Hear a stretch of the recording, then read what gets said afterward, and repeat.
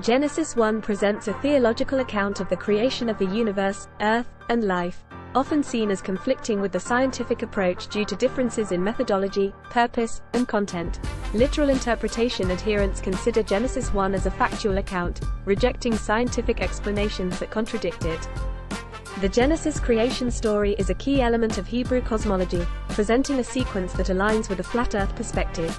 Earth created on the first day, followed by a firmament on the second day to separate waters above from those below, and the sun, moon, and stars created on the fourth day, positioned in the firmament.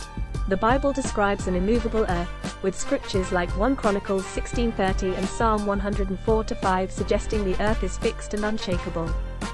Ancient Hebrews likely had a flat Earth cosmology given their historical context. Ultra-Orthodox Christians have historically been flat earthers, viewing any other belief as contradicting the Bible's literal truth. The flat Earth aspects of the Bible gained popularity among English-speaking Christians in the mid-19th century, with both conservative and liberal scholars concluding that the ancient Hebrews held this view, often basing it solely on scripture and supported by texts like 1 Enoch. The main points of conflict between Genesis 1 and the scientific approach include: chronology of events. Genesis 1 describes a 6-day creation with a specific sequence: light, sky, land and vegetation, celestial bodies, sea creatures and birds, land animals, and humans. Plants are created before the sun, moon, and stars, and birds and fish before land animals. Science describes the universe as approximately 13 to 14 billion years old, with Earth forming around 4 to 5 billion years ago. Stars and galaxies formed first, followed by Earth, and then the gradual evolution of life, with the sun predating Earth and plants emerging after the sun's formation. Age of the Earth. Genesis 1, interpreted by some, suggests a young Earth, around 6,000 to 10,000 years old, based on biblical genealogies.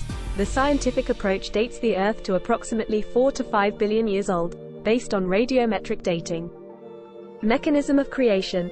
Genesis 1 attributes creation to divine proclamation, with God speaking the universe and life into existence. Science describes natural processes governed by physical laws, including stellar nucleosynthesis for the formation of elements. Creation of the moon. Genesis 1 states the sun, moon, and stars were created on the fourth day to give light to Earth and mark time, implying a short creation timeframe.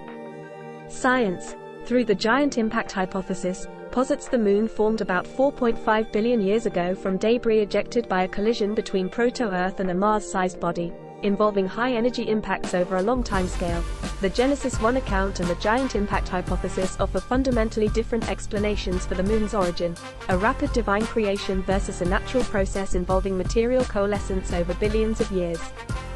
These differences highlight the contrast between religious creation narratives and scientific theories based on empirical observations.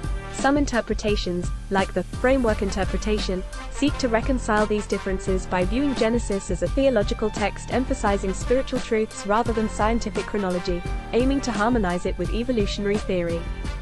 The conflict between Genesis 1 and the scientific approach to creation stems from the differing descriptions of the origins and development of the universe, Earth, and life.